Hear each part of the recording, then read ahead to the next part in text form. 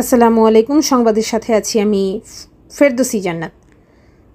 জগন্নাথপুরে গৃহবধূকে নির্যাতন, হত্যা করে প্রতিপক্ষকে ফাঁসানোর চেষ্টা, থানায় অভিযোগ।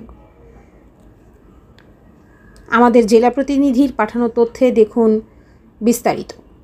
সুনামগঞ্জ জেলার জগন্নাথপুর উপজেলার রানীগঞ্জ ইউনিয়নের আহমদাবাদ কুবাজপুর গ্রামের সাবিনা বেগম নামের এক গৃহবধূকে নির্যাতন ও হত্যা করে প্রতিপক্ষকে ফাঁসানোর অভিযোগ উঠেছে।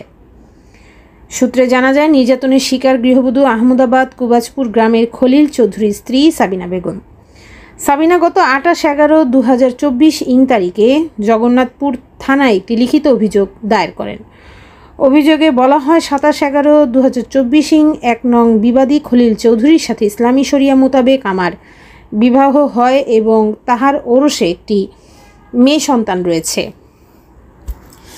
বিবাহের পর থেকে আমার স্বামী খলিল, ভাসুর লুবন চৌধুরী, শ্বশুর ইয়াউর মিয়া চৌধুরী, দেবর সায়েক চৌধুরী ও নাইম চৌধুরী সহ প্রতি নিয়মিত নানাভাবে জ্বালা যন্ত্রণা দিয়ে আসছে। ইতিপূর্বে আমার স্বামী আমার পিত্রালয় থেকে একাধিকবার যৌতুক হিসাবে টাকা পয়সা আনিয়েছে। আমি প্রবাস থেকে প্রায় 5 লক্ষ টাকা দিয়েছি। এমনকি প্রবাস থেকে আসার পর আমার কাছ থেকে সম্পূর্ণ টাকা নিয়ে নেয়। গত 27/11/2024 তারিখে বিবাদীদের প্ররোচনায় আমার নিকট আরও 2 লক্ষ টাকা যৌতুক দাবি করে আমার স্বামী খলিল টাকা দিতে অস্বীকার করলে আমাকে মারপিট শুরু করে। এ বিষয়ে সাবিনা জানান, 2021 ডিসেম্বর আমার বিয়ে খলিল চৌধুরীর লগে বাপ মরার পরে জুড়ে 2 জায়গায় বিয়ে করছে। বিয়ে হওয়ার পরে আমার গেছে নানানভাবে নির্যাতন করে 10-12 লাখ টাকা নিছে। 8টা গরু দিয়েছিলাম, 4টা গরু বেচছে খাইছে, আরও 4টা আছে ওর কাছে। তারপরে আমি করতাম, আমি আবার ও আমার বিদেশ পাঠাইছে। পাঠানোর পরে বেমার নানানভাবে ও ওর সাথে সম্পর্ক থাকতো। ওই আমারে বাড়িতে আমার বাড়ি গিয়া তারা নির্যাতন করে, আমার মারে বাইরে ওরা গেছে মিশা শক্তি সবসময় সে আনে আমার বিরুদ্ধে। ওরা আমার হয়তো পাগল হয়েছে, ওরকম ভিডিও করে আনে, বয়স করে আনে। তো আমার পরে অনেকবার ওর মায়ের পিঠা খাইয়া আমি লুকাইয়া যাই গি, আনা খইয়া গেলে তো মারে দেয় না, আনা হইয়া যায় গি। যাওয়ার পরে ও আনি আমার নির্যাতন করে। তারপরে চাই বিদেশ যাইতাম, তারপরে আমার বাচ্চা পেটে বাচ্চা হওয়ার পরে চাই আমার নষ্ট করে এবার বিদেশ পাঠাইতো। তো আমি আবার বাচ্চা পেটে লই আমি বাগা মারছি। বাগা মারার পরে এবার ও আনছি আমারে কইছে আমি 10 লক্ষ টাকা লইয়া তার বাগিয়া গেছি। থানাতে একটা অভিযোগ করছে, জিটি ধরাইছে।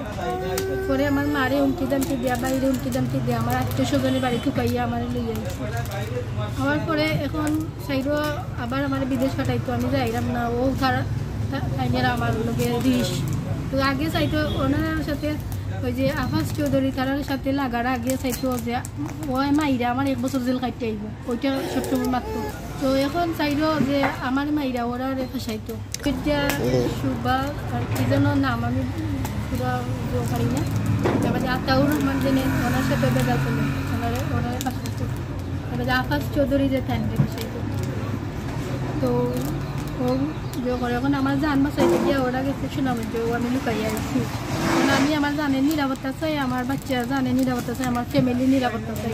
তো চাই জানে মাইরা চাই আমার জেল হাতো নানানভাবে মাইরা আমার ফিট করি না, ফিট করার বাদে আমার হসপিটাল নিয়ে আর নাইলে যে ডক্টর জসিম আছে না শিবগঞ্জ, ওনারে নিয়ে আসছে লাইন টিলাইন দেওয়া পালা করে। এখন চাইরও প্ল্যান করেছে জানে মাইরা লাগছে। রানা তাইছে আমার জানের নিরাপত্তা চাই আমি আমার।